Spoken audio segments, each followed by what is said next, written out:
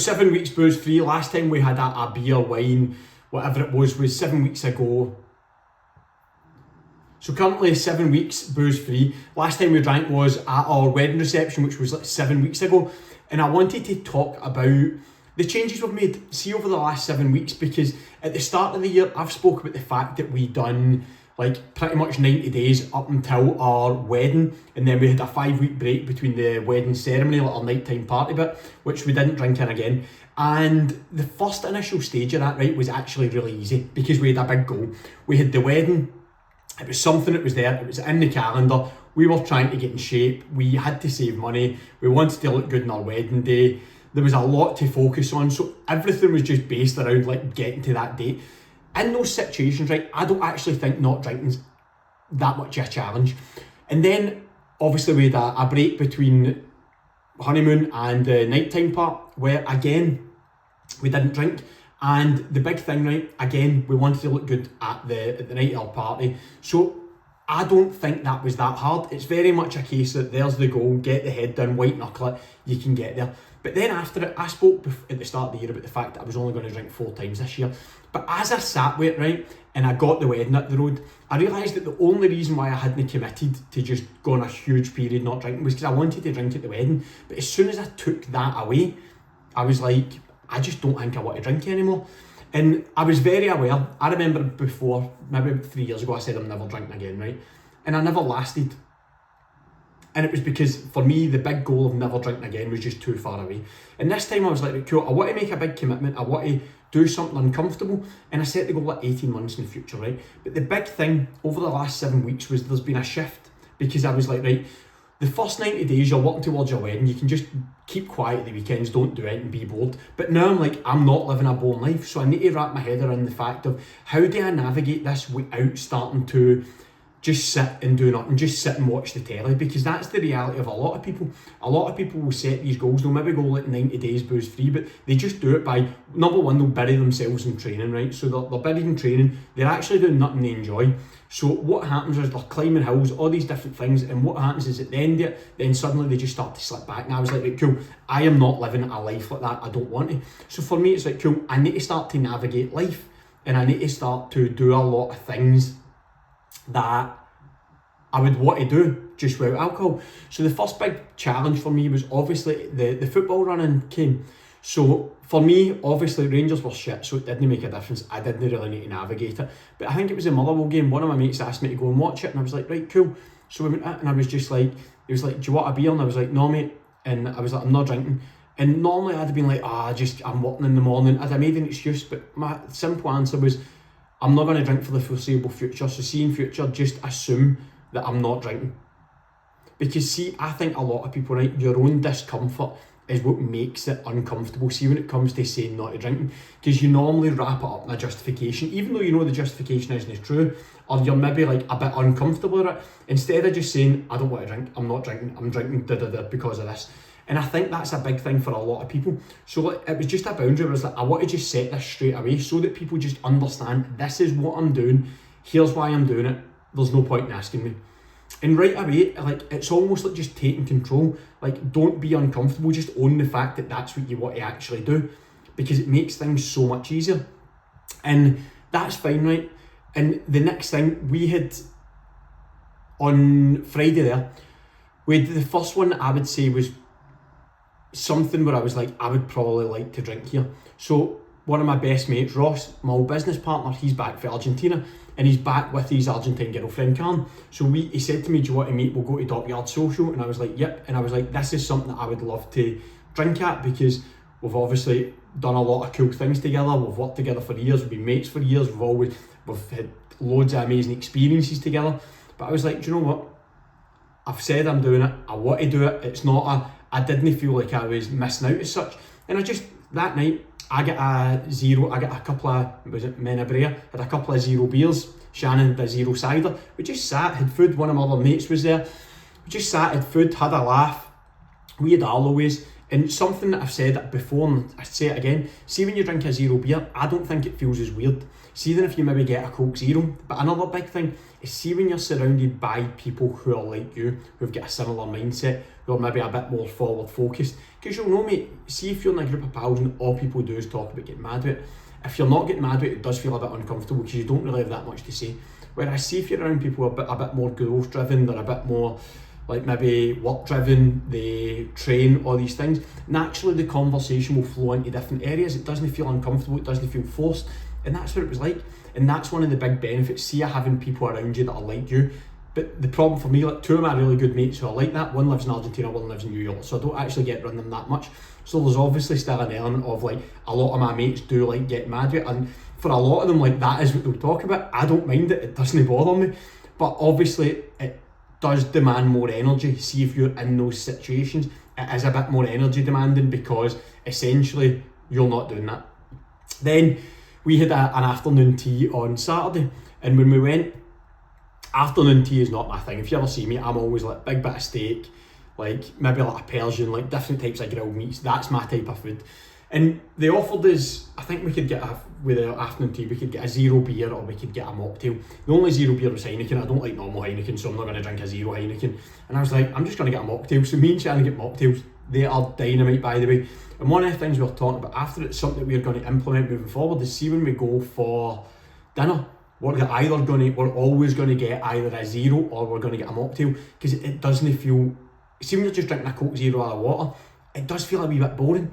And I was like, I think it's the thing of like tasting different things and you're like, oh, that's class. And like we're trying each other's mocktails. And for me, that was so much easier because it felt enjoyable, it felt a wee bit different. So we were both very, very up for it. And it made a difference to what we were doing. And that for me was a big thing. And it's something that we said, let's implement that moving forward, because we've booked things. So like, for example, to make things more enjoyable, because as I said, like see when you know you're doing this for 18 months, you can't just white knuckle it. You have to start setting things that are going to be enjoyable. So another thing we've done, one of the big things that we want to do is like a food day. So we want to do a food day out, and we actually had tickets to see Blippi with Arlo at the SEC or the Armadillo, but it got cancelled. So I looked, and in London, Blippi, like the actual Blippi was going, and we bought tickets for Arlo, a meet and greet, and we're like, let's take him, we'll go to Blippi, and then we'll do like a food tour of London, because that's our big thing's food. And I found it easy not to drink, see when it's just a food thing, and we'll do loads of street food things. We've booked a holiday to Lake Garda, so there's loads of activities we've booked. I'm high on a bike, going to do a couple of big cycles, and another thing is I've got an Alps trip booked, so me and 5 other guys, I think 4 or 5 other guys, whatever it is, we're actually flying into Turin, we're driving into the Alps, and we're going to do a couple of sections of Tour de France, a couple of big climbs.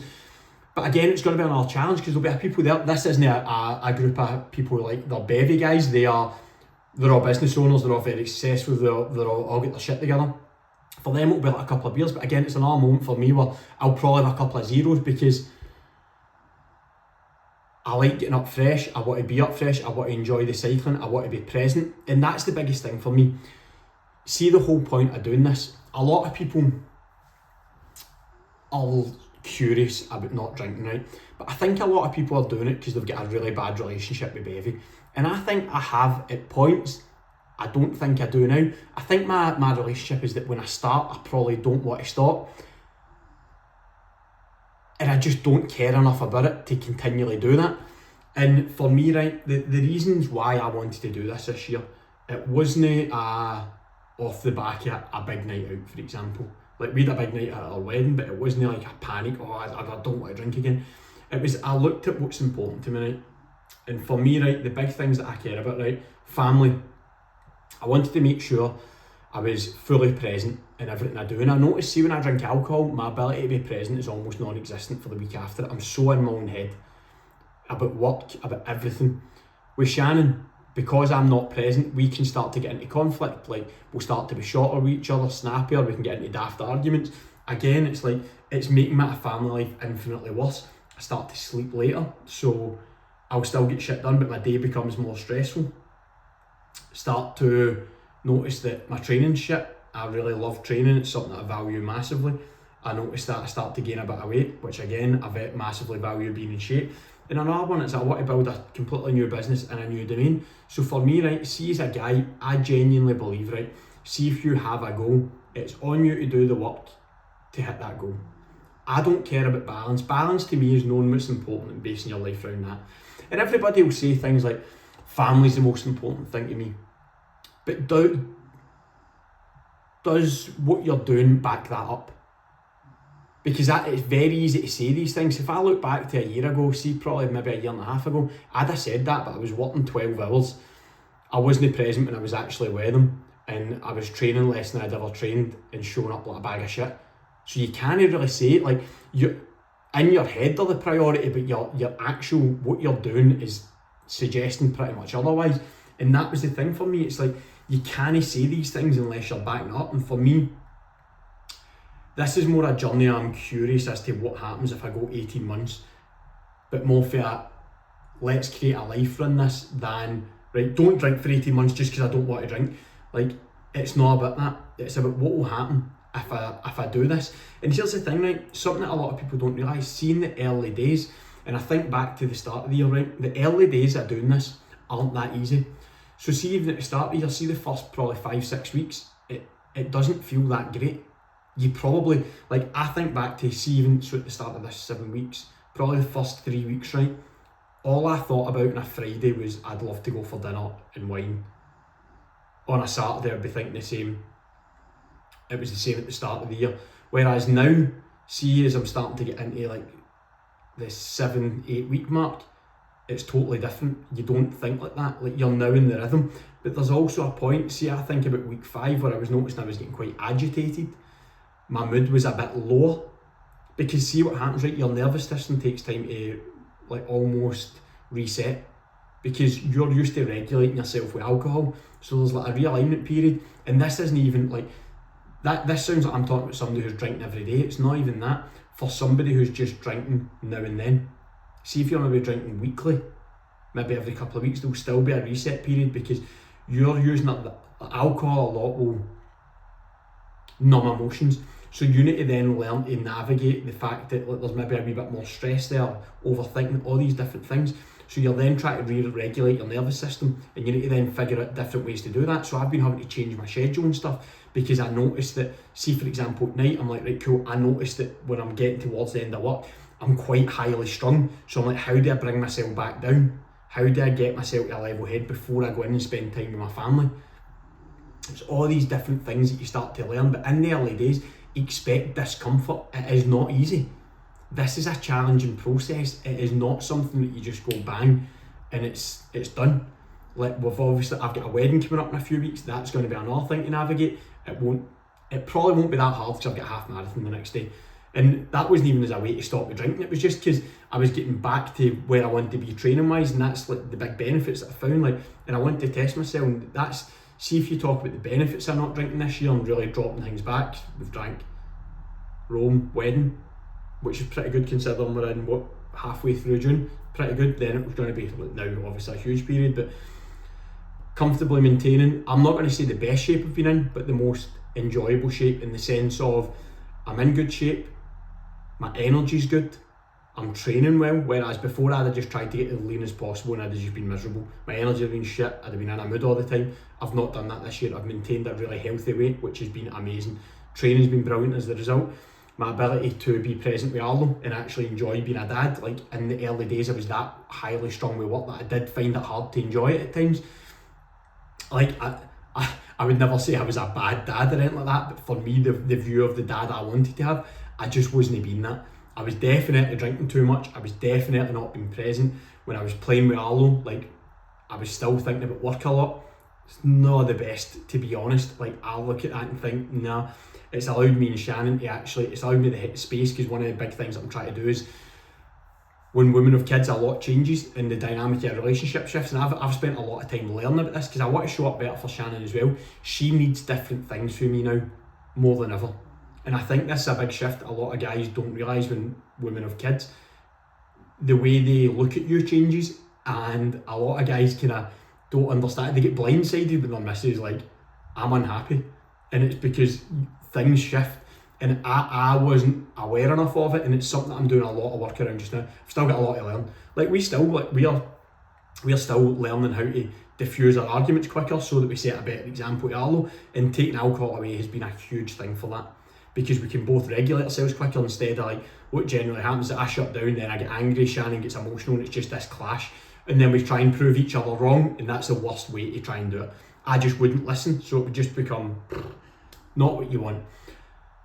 But it's allowed all these things to better my clarity for work, my ability to get stuff done. Like for example, I'm not overthinking, I'm just, here's what I need to get done today. For example, like these videos, less YouTube, it was just a case of right, cool, get everything set up, time to go. I would normally end up having to shoot this in different sections. I'm just doing it in one go because my mind is very switched on to what needs to be done. I'm in a really focused place. And that's the big thing. I think everybody thinks that, I actually think the worst is, see when you're trying to change your relationship with booze for a place of pain and hating yourself to doing it because you hate the fact that you're drinking, maybe going out on too many nights out, it could be that drugs are involved well. See when you're trying to hate yourself to change, I don't think anything changes because you just keep running away from yourself. Whereas see when you start to create like, here's where I'm trying to go, and you do it for a place of enjoyment, it feels so different. Like, I've not found this difficult at all. It's been very simple.